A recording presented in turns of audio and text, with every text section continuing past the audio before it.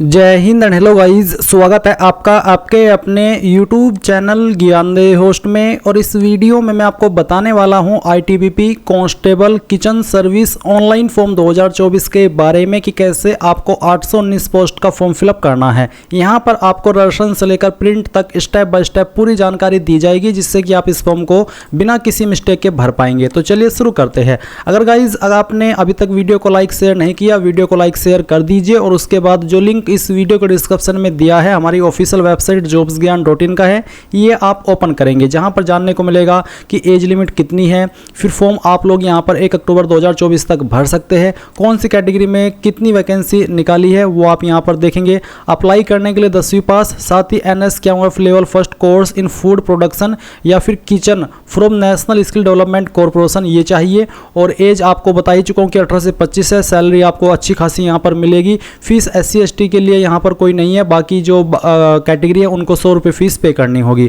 और जो आपका फिजिकल स्टैंडर्ड है वो भी आप यहाँ पर चेक कर सकते हैं। ये सभी इन्फॉर्मेशन चेक करने के बाद आप इंपॉर्टेंट लिंक के सेक्शन में आएंगे और अप्लाइंग ऑनलाइन लिंक ओपन करेंगे। देन आपके सामने ITBP की वेबसाइट आ जाएगी। अब मैं आपको बता दूं कि अगर आपने इस वेबसाइट का इस्तेमाल करके पिछले 2-3 साल के अंदर कोई भी फॉर्म भरा है तो आपका रजिस्ट्रेशन हो रखा है। आप डायरेक्टली लॉगिन के ऊपर क्लिक करके यहाँ पर आपकी रजिस्टर्ड ईमेल ID और पासवर्ड का इस्तेमाल करके ये कैप्चा कोड डाल करके लॉगिन कर लेंगे। अगर पासवर्ड भूल चुके हैं तो आप यहाँ पर रिसेट पासवर्ड के ऊपर क्लिक करके उसको रिसेट भी कर लेंगे। पर गाइस, अगर आप फ्रेशर है, इस वेबसाइट का इस्तेमाल करके पहली बार कोई फॉर्म भर रहे हैं तो आपको न्यू यूजर रजिस्ट्रेशन इसके ऊपर क्लिक करना है। यहाँ पर आने पर आपको सबसे पहले जो आपका फर्स्ट नेम है वो एंटर करना है। फर्स्ट नेम एंटर करने के बाद में यहाँ पर आप अपना मिडिल नेम एंटर करेंगे। अगर मिडिल नेम नहीं है तो आप इसको खाली छोड़ सकते हैं। देन आपको यहाँ पर आपका लास्ट नेम एंटर करना है। फिर यहाँ पर जो भी आपकी ईमेल ID है वो आपको एंटर करनी है। ईमेल ID को दोबारा डाल करके वेरीफाई कर देनी है। देन आप यहाँ पर एक पासवर्ड क्रिएट करेंगे। पासवर्ड आपका किस तरह का होना चाहिए उसका आप यहाँ पर एग्जांपल देख लीजिए। तो बेसिकली आपके पासवर्ड के अंदर इंग्लिश का कैपिटल वर्ड, स्मॉल वर्ड,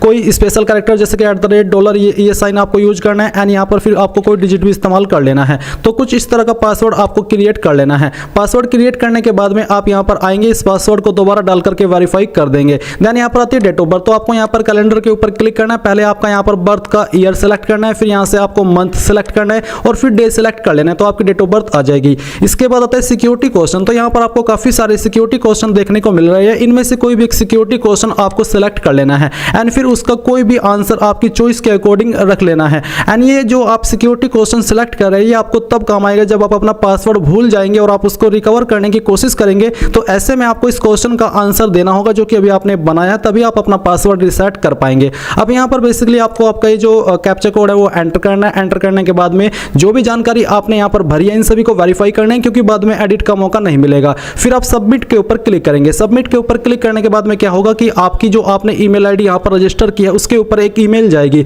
जिसमें कि एक एक्टिवेशन लिंक दिया है। तो आपको जैसे ही ईमेल प्राप्त हो वो लिंक ओपन करना है। ओपन करने के बाद में आप यहाँ पर लॉगिन के पेज पर आ जाएंगे। अब आपको यहाँ पर आपकी रजिस्टर्ड ईमेल ID एंटर करनी है जो कि अभी आपने रजिस्टर की है। एंड फिर जो पासवर्ड अभी आपने बनाया वो पासवर्ड आप यहाँ पर डालेंगे, ये कैप्चा कोड फिल करेंगे एंड देन लॉगिन कर लेंगे। अब जैसे ही आप लॉगिन कर लेंगे, लॉगिन करने के बाद में आपके सामने कुछ ऐसा इंटरफेस आ जाएगा। मेरा जो अकाउंट है इस वेबसाइट के ऊपर पहले से बना हुआ है, इसलिए मैं यहीं से आपको जानकारी बताने वाला हूं। तो बेसिकली आपको करना क्या है, आपको यहां पर प्रोफाइल डिटेल्स के ऊपर क्लिक करना है। इस पर क्लिक करने के बाद कुछ जानकारी आपकी यहां पर दी हुई होगी जो कि अभी आपने रजिस्ट्रेशन के वक्त में भरी है, और कुछ जानकारी आपको यहां पर भरनी है। जैसे कि आप यहां पर जो आपका मोबाइल नंबर है वो आप एंटर करेंगे। फिर जो आपका फादर का नेम है ये आपको 10th के सर्टिफिकेट के अकॉर्डिंग ही एंटर करना है। आपकी मदर्स का नेम आपको एंटर करना है। कंट्री के अंदर आप यहां पर इंडिया से है तो इंडिया सेलेक्ट करेंगे, अगर नेपाल भूटान से है तो नेपाल भूटान सेलेक्ट कर लेंगे। देन यहां पर नीचे आता है आपका परमानेंट एड्रेस। तो जो भी आपका परमानेंट एड्रेस है आपकी ID के अकॉर्डिंग वो आपको फिल करना है। जैसे कि यहाँ पर आप अपना एड्रेस फिल कर देंगे इन 2 लाइन के अंदर।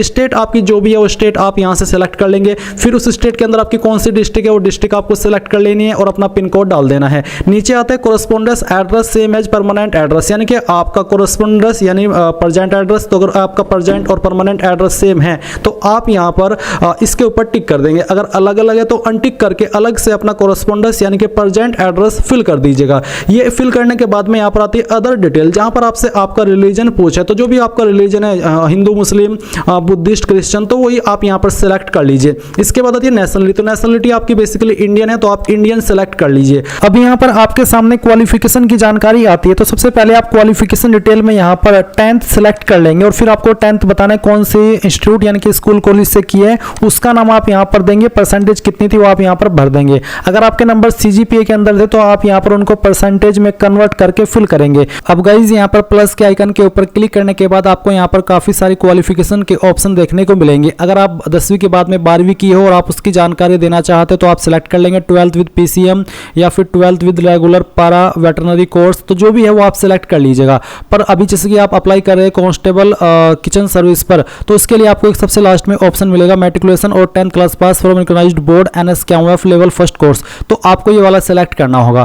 फिर जो आपका ये जो कोर्स है वो कहाँ से किया, उस इंस्टीट्यूट का नाम आपको देना है, परसेंटेज आपकी कितनी थी वो आप यहाँ पर एंटर कर देंगे। फिर आप यहाँ पर आपका जेंडर सेलेक्ट करेंगे, मेल या फिर फीमेल। उसके बाद में मैरिटल स्टेटस क्या है, अनमैरिड, विडो, मैरिड, जो भी है वही टिक कर दीजिएगा। कास्ट कैटेगरी क्या है, जनरल, SC ST OBC, जो भी है वही आपको टिक करनी होगी।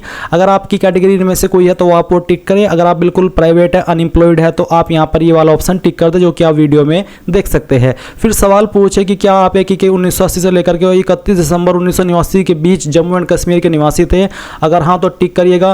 1984 दंगे के डिपेंडेंट है तो सेकंड वाले के ऊपर टिक, और अगर 2002 कम्युनल जो दंगा हुआ था उसके आप डिपेंडेंट हैं तो आप तीसरे के ऊपर टिक करेंगे। अगर आप इनमें से किसी चीज़ से भी अफेक्टेड नहीं है तो आप फोर्थ के ऊपर टिक कर देंगे। फिर आपको यहाँ पर नीचे आना है और उसके बाद में आप यहाँ पर सभी जानकारी चेक करने के बाद सबमिट के ऊपर क्लिक करेंगे। सबमिट के ऊपर क्लिक करने के बाद ये जानकारी आपकी सबमिट होगी। फिर आपको अपलोड इमेज वाले सेक्शन पर आना है। मैं ये फॉर्म डेमो के लिए भर रहा हूँ तो मैंने यहाँ पर एक रैंडम फाइल अपलोड करके रखी है।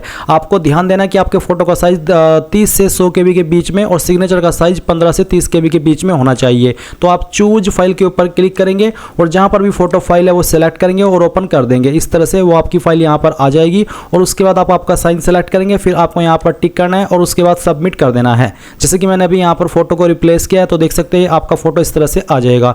जब आपकी चीज कंप्लीट हो जाए तब आप यहां पर अप्लाई वाले सेक्शन के ऊपर क्लिक करिए। अब गाइज यहां पर आपको जब अप्लाई के ऊपर आप क्लिक कर लेंगे तो सभी वैकेंसी देखने को मिलेगी। जैसे कि अभी देख सकते हैं किचन सर्विस और साथ ही अप्लाई यहां पर ऑप्शन एक्टिव है। अगर आप SC ST है तो कोई फीस एप्लीकेबल नहीं है, पर अगर आप जनरल OBC है तो आपको यहाँ पर फीस का अमाउंट भी देखने को मिलेगा। तो आप यहाँ पर अप्लाई के ऊपर क्लिक करेंगे, फिर यहाँ से आई एग्री करेंगे एंड देन नेक्स्ट के ऊपर क्लिक करेंगे। फिर जो जानकारी आपने अभी रेफरेंस से लेकर भरी है वो सभी आपको यहाँ पर देखने को मिलेगी। सभी जानकारी चेक करते हुए नेक्स्ट पर क्लिक करेंगे, अगेन आई एग्री करेंगे और सबमिट कर देंगे। सबमिट करने के बाद आपका फॉर्म सबमिट हो जाएगा और जो कैंडिडेट इस फॉर्म को जनरल OBC से भर रहे हैं उनको पहले फीस पे करनी होगी, तब जाकर के वो माई एप्लीकेशन के सेक्शन में जाकर के अपने फॉर्म का फाइनल प्रिंट आउट ले पाएंगे। क्योंकि SC ST के लिए कोई फीस नहीं है तो डायरेक्टली इनका फॉर्म सबमिट होगा और फिर आप माई एप्लीकेशन से अपने फॉर्म का जो प्रिंट है वो ले लीजिएगा। प्रिंटर ना हो तो PDF के रूप में सेव कर लीजिएगा और बाद में प्रिंट करा लीजिएगा। इस तरह से आप लोग ITBP constable kitchen service online form 2024 को भरेंगे। आई होप ये प्रोसेस आपको पसंद आया होगा। So thanks for watching. जय हिंद।